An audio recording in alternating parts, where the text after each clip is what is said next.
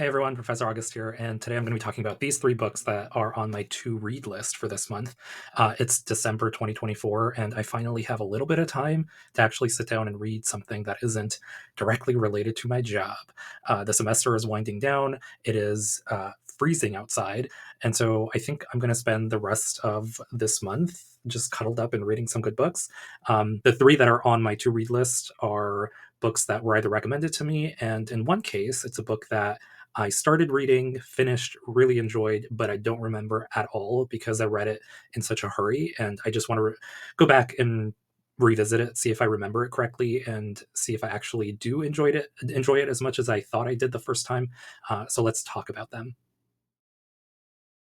So the first book I'm going to delve into this month is Pam Zhang's 2023 novel, Land of Milk and Honey. And this is a book that I read when it first came out. I think it was last summer, so like a little over a year ago. And it's a really short book. And I remember uh, thinking, okay, the language is very florid and it has a lot of detail for such a short book. And the concept of the book is really enticing because it takes place in sort of like a post-apocalyptic world slash utopia. Um, and it was kind of triggering when I first read it last year because I remember going to a book event for this book, and it was really right after I started coming out of my shell after the pandemic. And it was one of the first times that I was in a group setting with so many people. And the book kind of deals with a situation like that. So the plot is, the world has suffered this smog outbreak that started somewhere in the middle of the United States, like around Iowa, I guess it was, and spread all over the United States and the Americas and killed off all of the biodiversity. And then it spreads throughout the rest of the world. So animals die off, borders close, people can't go outside, everything is kind of dark and gray. And humanity just survives based off of the very base mung bean that is available to eat.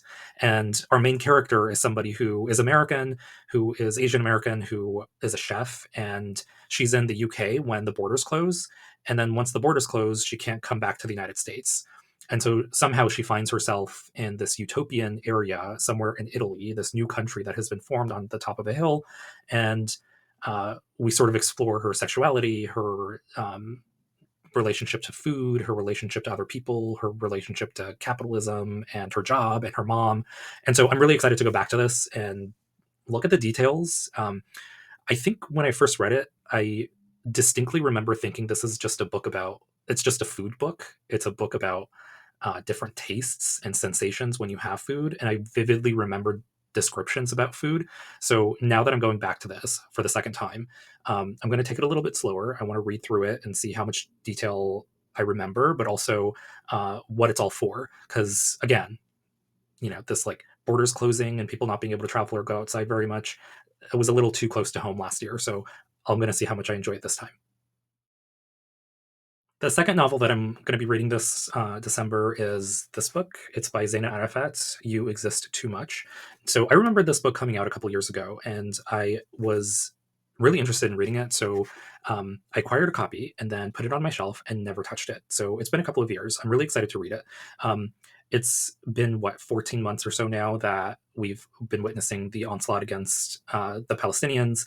And this is a Palestinian American author writing about a young woman, a young queer Palestinian American woman who is accosted in Bethlehem. And then the story is told through vignettes between the Middle East and New York.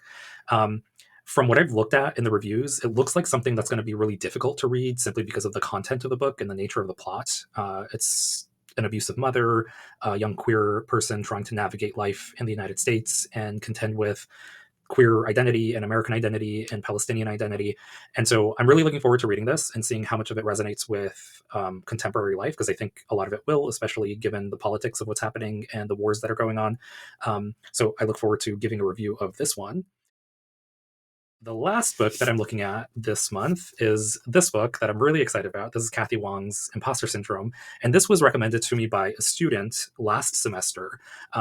In my classes, I talk a lot about, 1950s espionage and the Soviets and, the relationship between the United States and, the Middle East and Asia and the Soviet Union. And so one day after class, a student came up to me and asked me if I'd read imposter syndrome. And rarely does it happen that a student brings up a book that I either have not heard of or had not read, or at least like seen or picked up. And so immediately I went out and I bought a copy of this book. So it's been sitting on my shelf for about 6 months. Um, it is a story of espionage that follows this main character, Julia, who's from Russia and comes to the United States for her education. And then somehow, I don't know, I will find out when I read the book, acquires a company and manages to become uh, like a high executive in this company and start stealing information to send back. And then the secondary character is this like a lower division person in the company who realizes that information is being stolen. And so I think the book is going to follow that dynamic between the two. It's going to be interesting for me because the main character is Russian and the secondary character is Chinese American. So I want to see, like how much of my academic background working on the Soviet Union and minority issues is relayed in this book. The author is Asian American and lives here in the Bay Area. So I'm really curious to see like how much of Silicon Valley is in this book. And like, I'll be honest, I live in the Bay Area. We experience a lot of Silicon Valley just by driving around and seeing certain types of cars. I won't say which one that is based here or was based here. Maybe in Texas now, I'm not sure. I kind of stopped following that story. But my college also has a connection to Silicon Valley because we are like literally across the bay from them. So I'm really curious to see what this book is. I love these sorts of, spy tales and stealing information type of things. So I'm curious to see what the outcome of this novel is, and really excited to give a plot review of this when I'm done with it. Okay, I wish I had more books that I could read this December, but as a professor and as somebody who has responsibilities grading student papers, I promise they will get graded soon and I will post grades before the holidays start.